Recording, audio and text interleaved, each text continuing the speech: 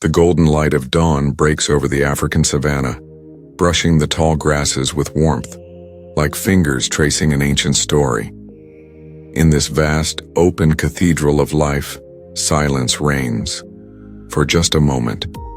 Then, a distant roar rolls across the plains. It is not merely a call, it is a declaration, a proclamation that somewhere, a lion has awoken.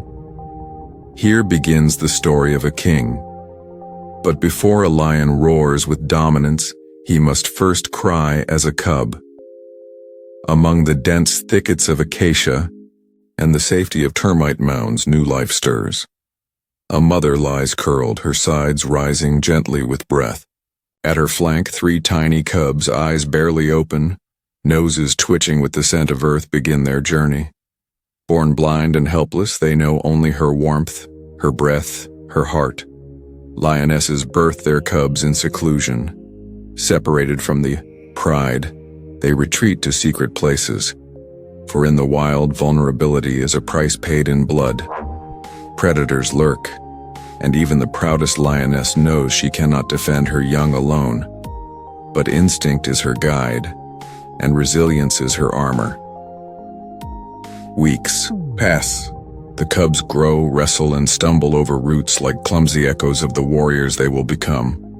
When their mother returns them to the pride, they are greeted by aunts, sisters, cousins, a coalition of care. A lion pride is more than just a family.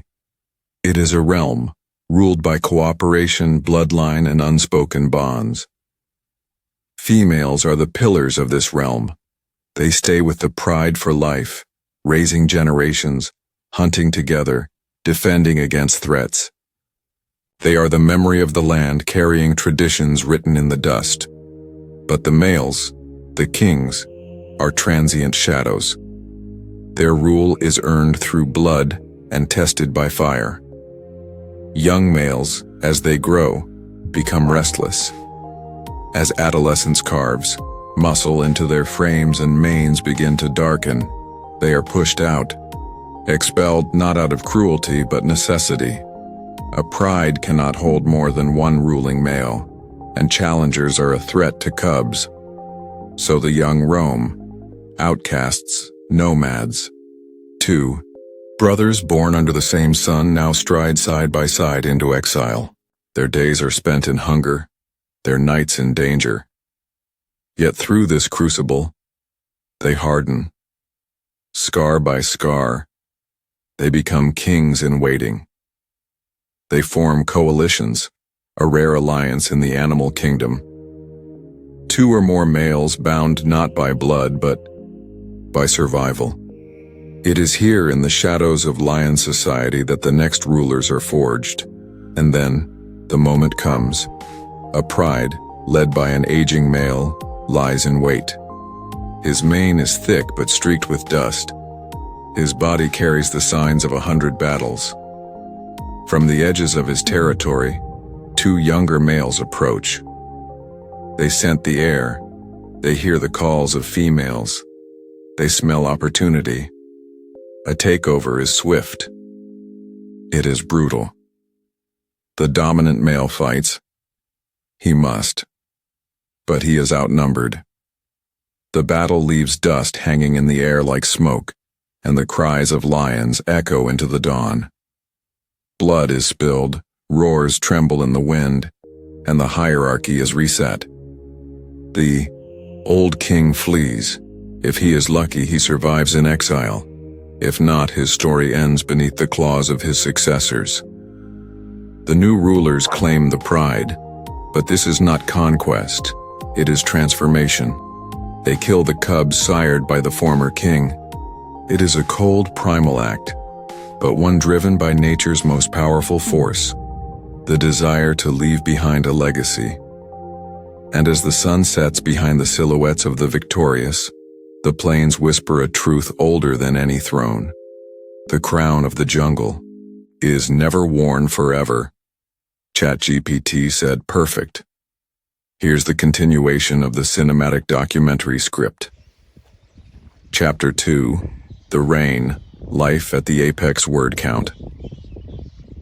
2,500 beneath the gold-tinged sky, where the air hums with cicadas and the breeze carries whispers of ancient battles. A lion surveys his realm. He stands tall atop a low ridge, his mane catching the dying light like a crown set aflame. Around him, the world stirs, a realm not of castles and stone, but of grass, dust, and pulse. He is now king, not by inheritance, but by conquest. To rule is not simply to command, but to carry weight. And in the lion's world, that weight is measured in muscle, instinct, and vigilance. The coalition now leads the pride, their power cemented by dominance and by the lionesses who hunt beneath their protection. Yet every sunrise is a reminder that the throne is never fixed. It must be defended daily.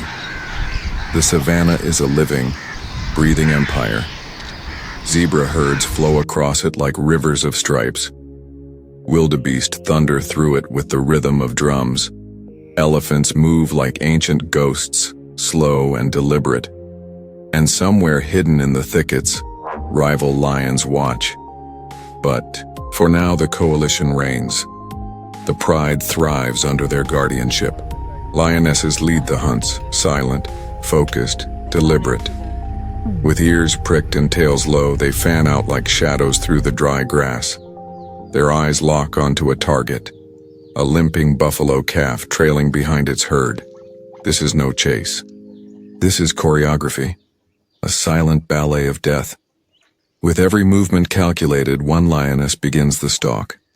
Another circles wide, cutting off the escape route. A third positions herself in the calf's blind spot. Then, at once, they charge. Dust explodes into the air.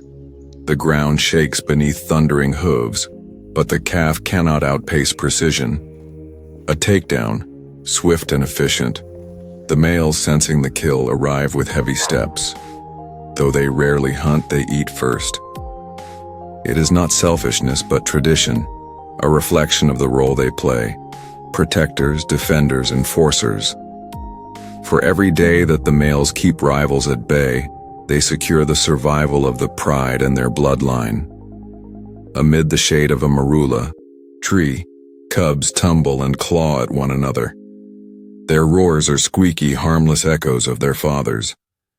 But within each tiny frame is a warrior in training. Every playful tackle is a rehearsal for battles to come. The mothers watch closely, grooming their young, teaching boundaries and instilling discipline with growls that rumble like distant thunder. The bond between lionesses is unshakable. Sisters raise each other's cubs. They grieve together when one is lost. They fight as one when danger approaches. In a world where males come and go, it is the lionesses who anchor the pride's spirit. But even at the height of power, threats linger. Hyenas patrol the fringes, cunning, relentless. Alone, a hyena is no match, but in numbers they become chaos incarnate. They test the lionesses, probe the defenses, seek to steal a meal or snatch an unwatched cub. Every night is a test of will.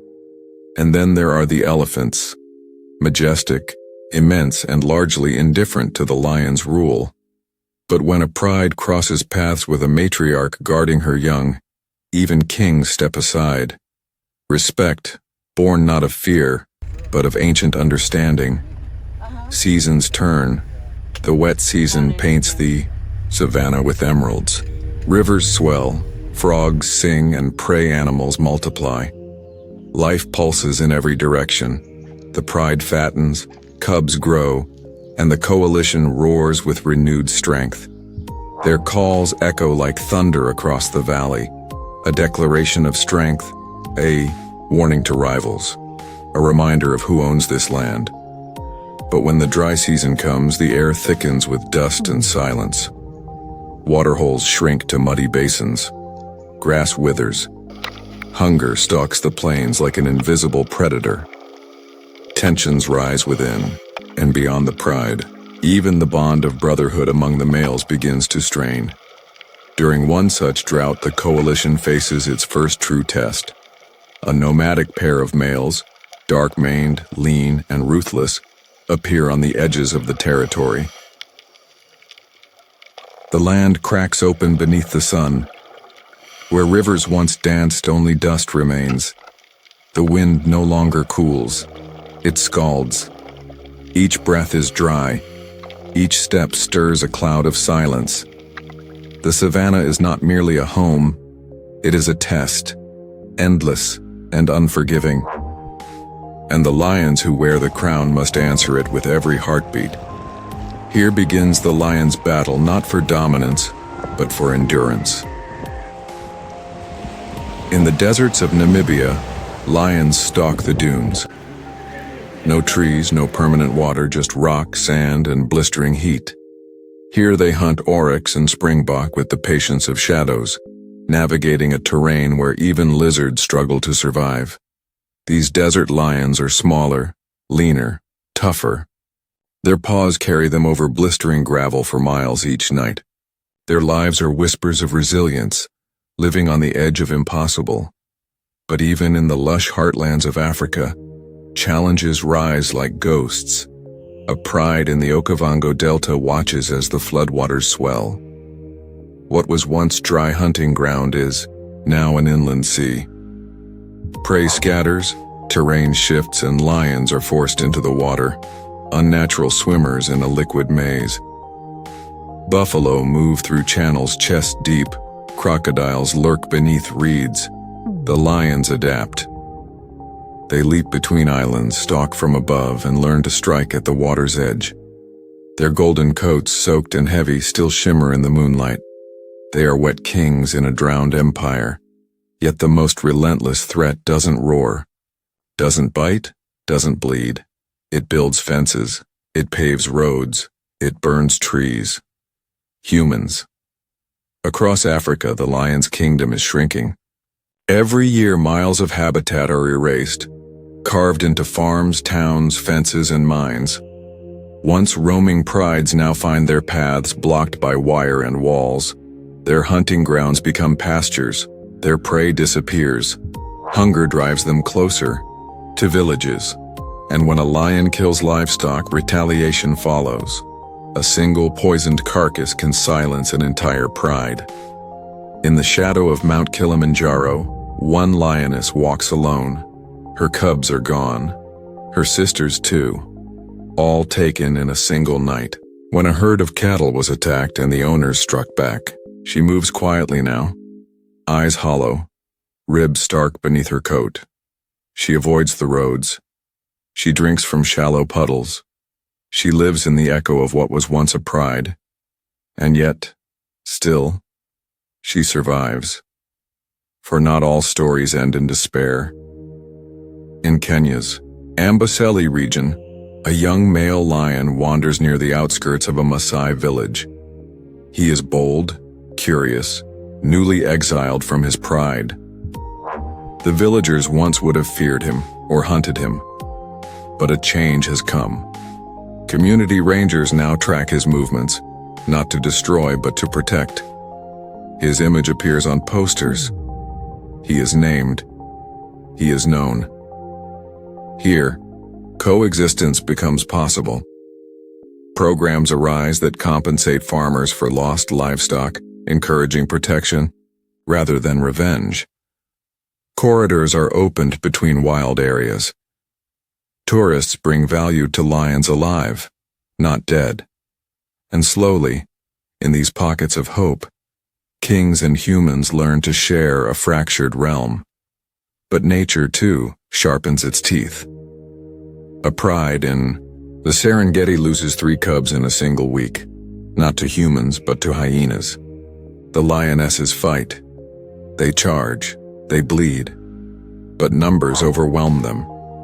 The hyenas coordinate with brutal intelligence. They isolate a mother and pull her down as she defends her young.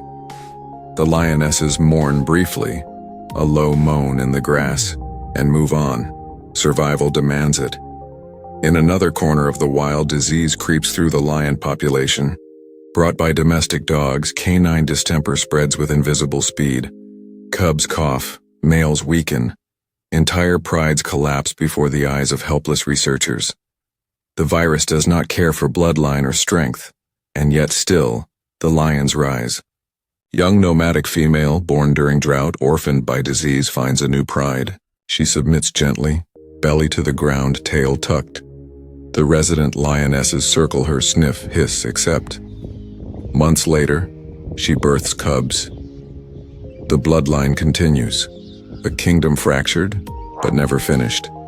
The lion's power has never been just in strength, but in adaptation. In the Kalahari, lions have learned to hunt at night when temperatures cool. In India's Gir forest, the last Asiatic lions maneuver through villages and temples, tolerated and even revered by locals. In Botswana, prides hunt elephants. Juveniles separated from their herds, taken down in the dark with unimaginable courage. Each region demands a different kind of royalty. Each lion must rule with different laws. The physical toll is great. Scars cross the faces of older males, torn ears, broken teeth, torn lips. Limps are common, blindness in one eye.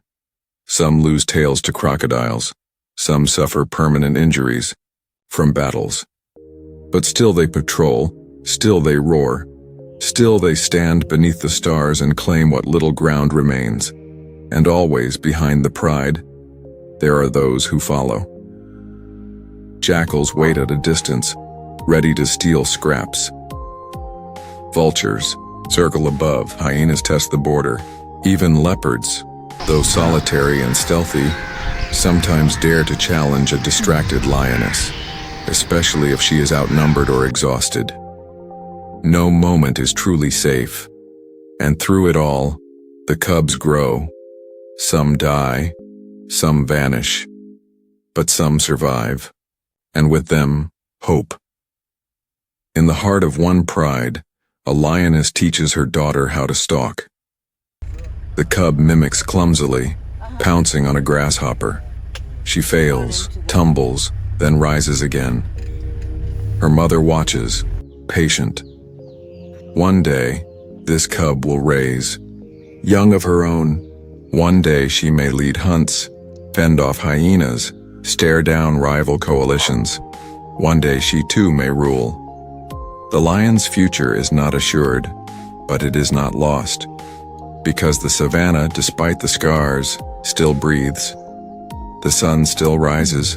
The rains still fall. The wildebeest still migrate, and the lions still walk. Golden, graceful, defiant. Even as the world changes beneath their paws. The lion once roamed across continents. From the grasslands of Africa to the forests of Europe, the deserts of the Middle East, and the plains of Asia, their roar echoed across the world. Kings in every corner, symbols of power, spirit, and supremacy. But today their realm has receded. A map of their former reign shows an empire. A map of today shows islands, isolated populations scattered across shrinking territories like stars dying out in an expanding night. The fall of lions is not thunderous. It is quiet. It happens slowly, subtly. One pride disappears from a park's edges. One male goes missing from a well-known coalition. One cub never returns. Then another, and another, until silence settles where roars once ruled. In parts of West Africa, lions are ghosts. Camera traps wait months to glimpse a tail. Rangers patrol tracks where no lions walk. Forest lions, darker and more elusive, are now counted in dozens, not hundreds. In Asia, the last Asiatic lions cling to life in a single forest, Gir. Fenced by farms, bordered by villages, they move between temples and sugarcane fields. Revered by some, resented by others, they live not wild but tolerated. And even here, disease or a single drought could wipe them out. How does a king fall? Not through one blow, but 1,000 cuts. Habitat loss is the first wound. Grasslands, carved for agriculture, forests burned, rivers dammed. The prey disappears. The lions follow. The second cut is human conflict. A lion kills a cow. A man lays poison. A pride vanishes overnight. The third is isolation. Populations trapped by roads, fences, farms.